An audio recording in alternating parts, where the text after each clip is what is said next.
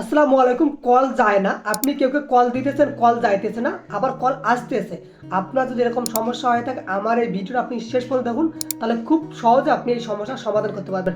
সাধারণত তিনটা কারণে কিন্তু এই সমস্যাটা হয়ে থাকে। আমি আপনাদেরকে এই তিনটা সেটিংসে দেখাবো, এর জন্য আপনাকে ভিডিওটি শেষ পর্যন্ত দেখতে হবে। তাহলে চলুন ভিডিওটি শুরু করা যাক। দিলে কল যায় না, এই সমস্যার সমাধান করার জন্য প্রথমে আপনি আপনার মধ্যে সেটিংস আছে এখানে চলে আসবেন। আসার পর এখান থেকে নেটওয়ার্ক অ্যান্ড ইন্টারনেট নামে একটি সেটিংস আছে, এর উপর ক্লিক করবেন। ক্লিক করার পর এখানে আপনার যদি দুইটা সিম থাকে দুইটা সিম শো করবে, একটা সিম থাকলে একটা সিম শো করবে। তো আমার যেহেতু রবি সিম থেকে কল যাইতেছে না আপনাদের দেখানোর জন্য, তো আপনার যদি গ্রামীণ হয় তাহলে গ্রামীণের উপর ক্লিক করবেন, রবি হলে রবির উপর ক্লিক করবেন, বাংলা লিঙ্ক হলে বাংলা লিঙ্কের উপর ক্লিক করবেন। তো আমি রবি সিম দিয়ে দেখাইতেছি, এই রবি সিমের উপর ক্লিক করবেন। ক্লিক করার পর এখানে দেখেন সিম এরকম থাকতে পারে, আপনার কিন্তু সিমটা অফ থাকতে পারে বা ইনঅ্যাক্টিভ থাকতে পারে। আপনার আসবে ওয়ান অথবা এনাবল, এটাকে আপনি এভাবে ওয়ান করে দেবেন, মানে সিমটাকে আপনি অ্যাক্টিভ করে নেবেন।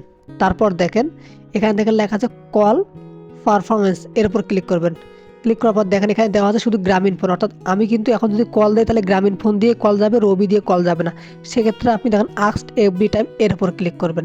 তাহলে আপনি দুইটা সিম দিয়ে কল দিতে পারবেন। এটা হলো এক নাম্বার সেটিংস। তারপর একটু নিচের দিকে আসবেন, এখানে দেখেন লেখা আছে রোমিং নামে একটি অপশন আছে, আপনি যে রোমিংয়ের উপর ক্লিক করে দিবেন। ক্লিক করে তারপর এটাকে আপনি অ্যালাউ করে দিবেন। মোবাইল ডাটা আপনি চাইলে এটা রবি সিম কিংবা গ্রামীণ সিম ইউজ করতে পারেন, এটা আপনার ব্যক্তিগত ব্যাপার। তারপর একটু নিচের দিকে আসবেন, এখানে দেখেন লেখা আছে VOLTE, এটাকে আপনি এভাবে অন করে দিবেন। সবচেয়ে গুরুত্বপূর্ণ সেটিং আছে এটা যে পারফেক্ট নেটওয়ার্ক টাইপ, এর উপর ক্লিক করবেন। ক্লিক করার পর দেখেন আপনার থাকতে পারে 2G 3G 2G, আপনি এটাকে 4G 3G 2G অটো করে রাখবেন।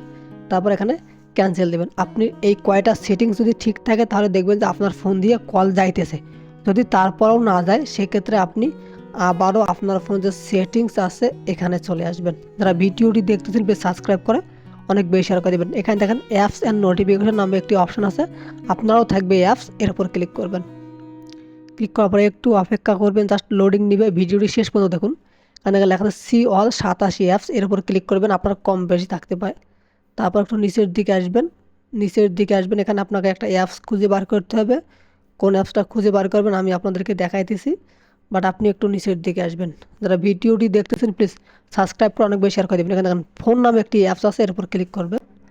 ক্লিক করার পর এখানে দেখেন ফোর্স স্টপ নামে একটি অপশন আছে, এর উপর ক্লিক করে আপনি এটাকে ফোর্স করে দেবেন। তারপর একটু নিচের দিকে আসবেন, এখানে দেখেন স্টোরেজ ক্যাশ নামে একটি অপশন আছে, এর উপর ক্লিক করবেন। ক্লিক করবেন তখন ক্লিয়ার কেস, এর উপর ক্লিক করবেন। তারপর ব্যাগে চলে আসবেন, নিচের দিকে আসবেন, এখানে দেখেন লেখা আছে পারমিশন নামে একটি অপশন আছে, এর উপর ক্লিক করবেন। ক্লিক করার পরে দেখেন সবগুলোকে আপনি পারমিশন দিয়ে দিবেন। দেখেন call lowing, camera, contact, location, microphone, phone, এগুলোকে আপনি পারমিশন দিয়ে দিবেন। যদি আপনি পারমিশন না দেন তাহলে কিন্তু আপনার কল যাবে না। তখন পারমিশন কীভাবে দিতে আমি আপনাদেরকে দেখাইতেছি, যে ফাইল অ্যান্ড মিডিয়ার উপর ক্লিক করবেন। ক্লিক করার পর দেখেন লেখা আছে ডোন্ট অ্যালাউ, আপনি এটাকে অ্যালাউ করে দেবেন। তারপর একটু ব্যাগে চলে আসবেন, দেখবেন যে এটা পারমিশন হয়ে গেছে। তাহলে দেখবেন যে আপনার ফোন দিয়ে আপনি সবাইকে কল দিতে পারতেছেন। যদি ভিডিওটি ভালো লেগে থাকে তাহলে প্লিজ সাবস্ক্রাইব করে শেয়ার করে দেবেন। ধন্যবাদ সবাইকে।